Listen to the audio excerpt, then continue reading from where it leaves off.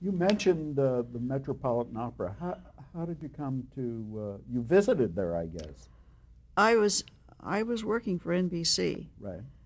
but NBC didn't have office hours. We didn't work on Saturdays and Sundays. So I got a job painting at the Met on those days. This was in addition to your NBC? Yes. So you were very ambitious. Yes, I was. It's something that you enjoyed doing? Yes, because they put me painting scrims. And that's a different technique, and I had learned that out of Chicago. So everything you've described was a learning process. Yes. I think when you, in this business, I don't care whether it's film or TV, if you think you have all the answers, then you should quit. Because it's down from there on. So not only you were learning, but all the people around you in television were learning? Yes. Everybody was a healthy attitude and very helpful. Was it a familiar attitude? Was it like a team? It was a team. Right. Yes, team effort. Mm-hmm. Who was the top person in NBC in those days? Was it Pat Weaver? It was Weaver. Yes, it was Weaver. Maybe Bob Kintner? I've heard the name. But you didn't have any dealings with the brass? No. Who were you reporting to? I was reporting to the head of the art department, and his name was Watson.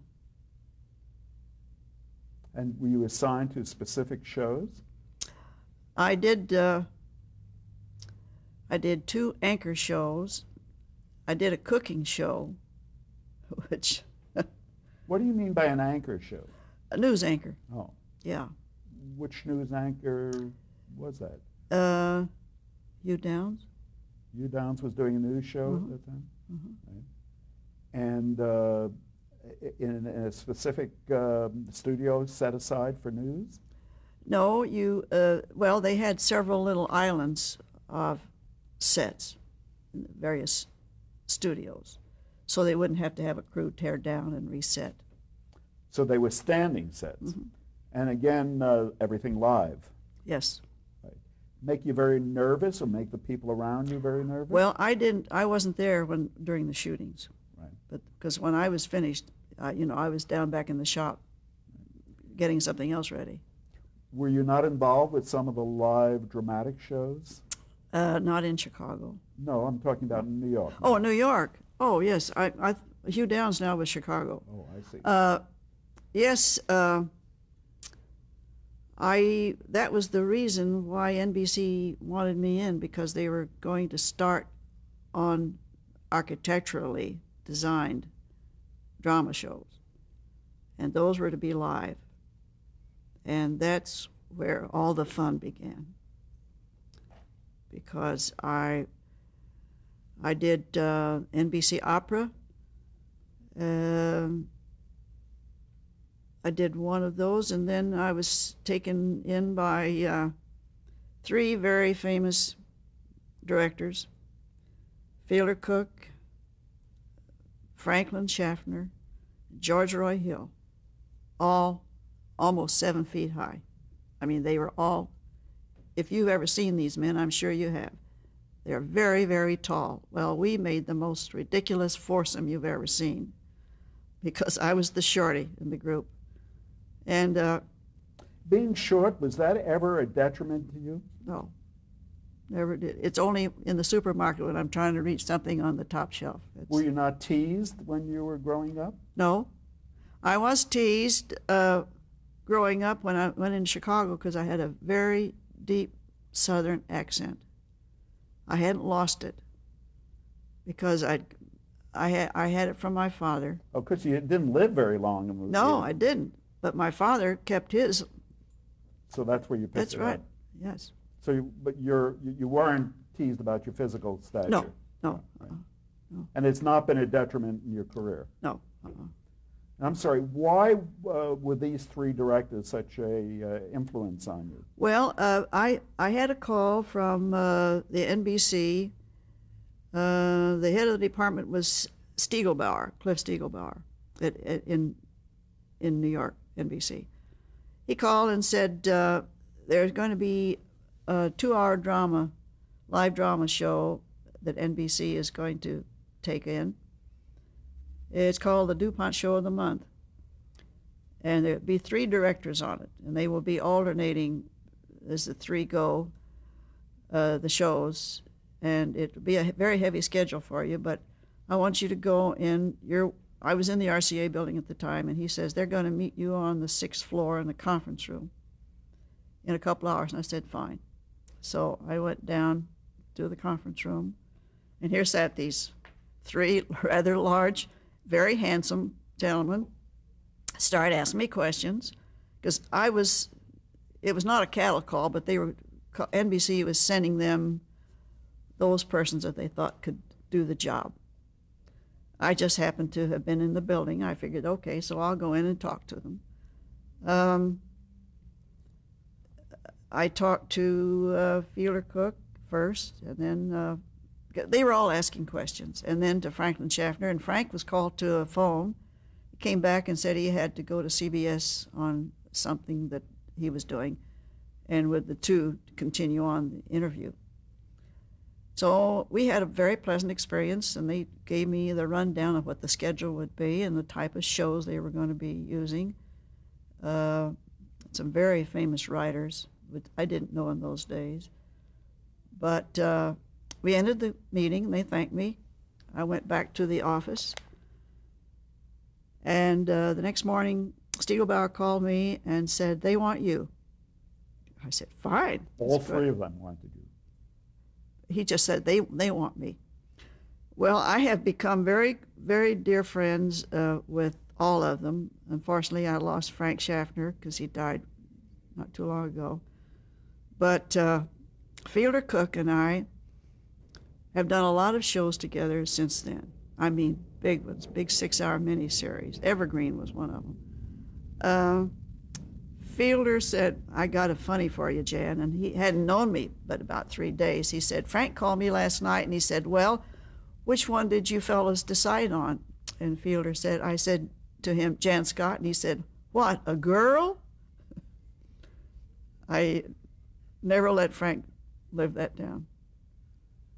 Now, wouldn't it be more logical for each to have their own art director? He left. Well, that's what I thought, too, after I got into it, because the schedule was really a backbreaker.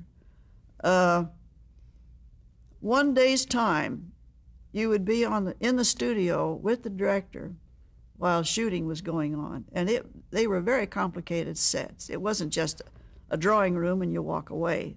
It was being shot like a movie. That's what turned me on to it. That same day, you would be with another director with sketches, ground plans, and during that day, you would meet with a 3rd director on the concept of what he was going to bring in on the next picture. Yet they were each one a month apart. Different personalities? Distinctly different personalities? Yes, very professional people. And I thought to myself, wow, if these are professional directors, this is where I need to work, because they all made sense. They knew their cameras. They had taste. They knew their periods for wardrobe and dressing and architecture. And those are the kind of people you need to work with. I wonder if you could tell us what distinguished one from the other. What was the characteristic, perhaps, that distinguished one from the other? George Roy Hill was a real deep thinker, but he didn't spread it all out. He let you come in and be part of it, and I liked that about him. Fielder always brought to Fielder Cook, that is, always brought to a production, and still does, so much material, creative material, camera angles, the look of a set. He brought that, and everybody that you talk to that knows Fielder says, well, he is one director that brings many professional, creative attitudes to a look, and that's true. Well prepared. Absolutely. Frank Schaffner, who always liked the big, noisy sets. Well, you look at Patton, Planet of the Apes. You know, that's his material. He caused me to take Brooklyn 1 and Brooklyn 2. These are studios. Yes, the NBC studios. And I went to the walls. I broke every fire law in the building. The set had to be one large, enormous bank. That's the Alec Guinness photos that I have over here. For which production was this? The Wicked Scheme of Jebel Deeks, which was a bank robbery. What else does Glennis do, you know? But I had to build an entire balcony of a bank, balustrade and the whole thing, on another level, camera height, so the POVs to the people at the windows could see the people up above. It had to be able to take the weight of a Fearless dolly, a Fisher Fearless, Mike Booms, because Frank was going to use that for his camera angles too, down into this big lobby pit. You learn a lot, but I didn't have to open a lot of books because, having been a trained architect, all I had to do was to get the total weight and spread it out per square foot, and I had big columns in there in that bank, as you can see in this drawing. But that's Frank. Did you work on a very limited budget? Who doesn't? Well, budgets have increased over the years. Well, I know they have, and if you look at the license fee today and compare it to the license fee of that day, well, what would you have as a budget for doing your design in those days? I would say around, that set probably would cost around $86,000 today. Right. No, not today. In that day, $86,000. Today, that set would probably run about $200,000. So, well over twice as much. Absolutely. And without prying into your personal life too much, were you well paid as a art director? I didn't think so, but we did. Our union protected us. What sort of scales did you work for? I think we probably were getting around 500 to 600 a week. Well, in the 50s, you could live pretty well on that. Yeah. Mm-hmm. And did you work for some of the other dramatic, live dramatic shows? I did Hallmark Hall of Fame. I worked with George Schaefer. There's a sketch over there of the doll maker, a Julie Harris starring role, and that was total construction. Tell us about George Schaefer, very gentle man. Very gentle man, yes. Creative? Mm-hmm. Very creative. Particularly associated with Hallmark Hall of Fame productions. Right. What would there be something special that he would ask of you? Not particularly. He had about 4 art directors he worked with, and he's kind of alternated them so that if there was a look that one person was well qualified for, well, then he would use them. But I got off into the track of working with Fielder, Cook, and Frank Schaffner. And did you see some mishaps in the live productions in those days? Now that's where I'm going to write the book. Okay. Because I had just done an enormous set for Fielder Cook that was a very posh country club, the main building of the country club. But golf courses and the yacht basin and all that, you know. Fielder always thought that way. on the walls of this, it was a English half timber interior, and on the walls of this big room were all of the past presidents of the country club. Big, heavy gold leaf frames with picture lights over them. And we had a vista outside where you could look out in the golf courses and the beach. And this was all done in perspective. And what I had to do was the foreground after the balustrade to the building, sand dunes, actual sand I brought in, and with a retaining wall. Then beyond that, in perspective, were some sand dunes and some golf course links. That was all forced perspective. But it was paying off because I was shooting it through French doors, and the mullions of the French doors helped break up the pattern. Okay, Fielder liked this set so much, we were coming to closing credits. And he says, now, Jan, what I'm going to do, I want you to set this room up so it's a good, comfortable, posh country club lobby. We're going to pull back, and I had French doors on this side looking out the links, French doors on this side looking at more building. I'm going to pull the camera and the booms back through the French doors, and we get this big open room, this posh look that I have. I said, fine. So got the crew all ready. Set dressing was all in order. Standing outside the door of the studio was a unit manager who was supposed to guard the door, and he was not to let anybody in ever. You know, it's a closed set. He thought he heard somebody say, it's a wrap. So he opened the doors, and the studios never cool off now at night, and this whole set had to be struck. So as we're pulling back on the closing credits, in to the frame back here walks the carpenters, and they never looked so tall to me, and they were walking through all my perspective ground rows, and with their lunch buckets and their toolboxes, and one of them was given the, stage manager was back, me? And they all turned and ran back. Well, that really screwed up because it was live. We were on the air. About it. There's nothing you can do about that. You remember the title of that particular production? No, I don't. Yeah. But tell us what a day was like or a night was like when you did these live productions. When would you get in to do that? We would start a setup. This is when Firestone Drama Hour was going. I think that was Robert Montgomery, was it? Yes. Drama shows would come in because they were so heavy. They'd start set up as soon as the other one struck out. So we'd usually come in around 2 o'clock in the morning. My goodness. And before that...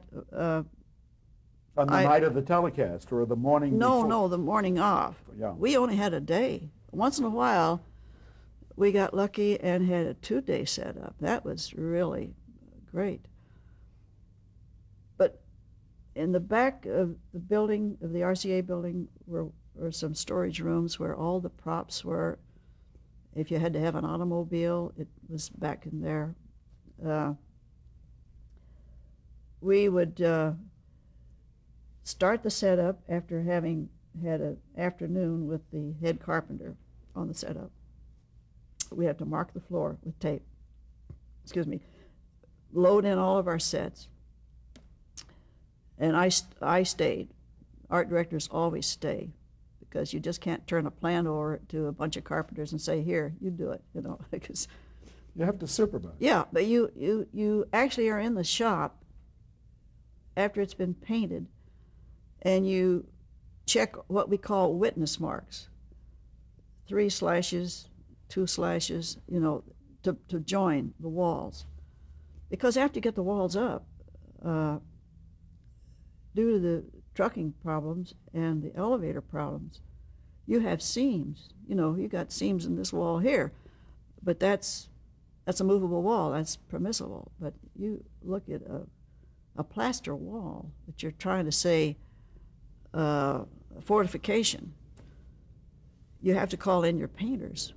It has to be flushed, have to be spackled. The texture has to go on there if you have rough texture, and this is drying time. So that has to happen first. So you have to plan your setup for what comes first, for the camera. Then by 4 o'clock or 5, In the morning? Yes, we'd be a break for breakfast for the crew. And then you come back in. Usually they were in there doing a walkthrough by 10 o'clock in the morning, so you didn't really have more on a heavy production. It was out of mind. And the day itself would be like almost a 24-hour day for you? And we're on the air that night, the next night. What would you do after the last scene had been played, the last words had been spoken? Would you go out and have dinner or do something? No, you strike special? it. That's when I would split.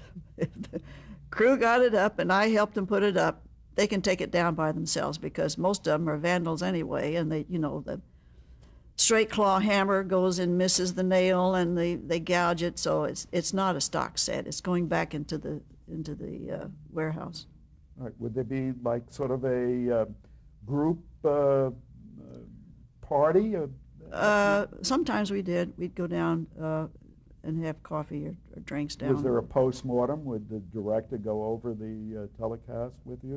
No, because the transmission has to be checked. The directors usually went to what we would call telecine today and checked the footage to see how many, if it went on the air properly. There would be a reading report, like we get a lab report on a daily. Surely you couldn't have been doing this back to back. You wouldn't go back the next day and do it again. Are you kidding? Sure, you did No, that? I mean, we if you had another show, if I'm working with 3 directors here, we had another show and the next one was ready to leave the shop, it could have been down in the load-in bays ready for setup. But I didn't, usually they gave us a day because there were other shows coming in behind us. You have to catch up on your sleep. Yes, you do. Were you under contract to NBC? Yes. And did you have an office in the Rockefeller Center building? We were down on 19th Street and 6th Avenue. Why there? Down in the garment section. What was there? Because we took up too much room. We had to have drawing space. Each one had to have its own cubicle, and they wanted us close to the shop. There was a construction shop down on the first floor of that building. So how would you get back and forth? By cab or subway? Cab, yeah. And did you then associate with other art directors under contract NBC? Oh yes, we were all in. There were about 20 of us to start out with, and we all. Men and women? Yes. I think there was one other woman besides myself. Who was that? Mary Weaver. Mary Weaver, who is the art director has been the art director on Murder, She Wrote. Other people that you met then that are still current yes, today? she is working with art director, or production designer by the name of Hub Braden. And I see her, we're all good friends. We still. Did these art directors come with different kinds of backgrounds than you? Yes, they did. Most of us are architects. Maybe not licensed architect, but that doesn't mean anything. At least they've gotten the training. But we all have to be able to draft. We have a lot of 30-day wonders that are strolling around the industry today. What do you mean by 30-day wonders? If a show goes out that is non-IA and it is organized, then all of those various facets of the industry, the crew, the camera, the art director, makeup, all of these persons, when the IA organizes this unit, those are all fed into the various locals. And they work 30 days and they get a card. And many of them don't stay in the industry because they realize it's not the easiest job. And you're also indicating that they're not very trained. No, a lot of them come, they could be a cousin of the director, or the sister to the producer, or the girlfriend of the camera director. You know, they all get into it by various ways. So this suggests that the profession has been downgraded. It has downgraded us considerably.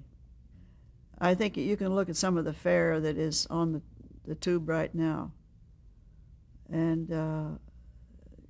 you know, judge with your own opinion. When you were doing these live dramatic shows and you took such pains with the design, do you think the audience noticed and appreciated? Oh, yes. Yes. How would you know that? Because if they didn't see the closing credits, they learned to recognize my work, which I was very happy about, because they realized that the amount of detail that I went into. You know, if you're going to say it, say it. Get the detail, get it right. And that same goes for costuming too. Well, any good production is a collaboration. Where do you think the production design fits into the collaboration? Well, we are called the bellwethers. When our availability list on our local is high, they know that the industry is not working. You look at all the others, they're down. So people really in the industry keep an eye on our availability list, because when it's like the stock market. Because when an art director or production designer is employed, that means that all the others are soon going to be called in. Maybe not the next day, but within a few weeks, they're all going to get busy again. I think you see this when the hiatus time comes for the episodic television. They're all down, they're not shooting, and our list goes up. But we fit into the industry, and I think I mentioned once before, we're the concept setters, along with we just don't take a script and say, this is a concept, and hand it over to the director. No. You and the director have to have a page-for-page discussion about the script. You take his direction. That's what he's there for, to explain to you what he wants this picture to look like. The quality and the potentials of the performers. That's one thing you must do as an art director or a production designer. Be sure all of the talent is comfortable in what you build. Give me, we must pause now for a change of tape.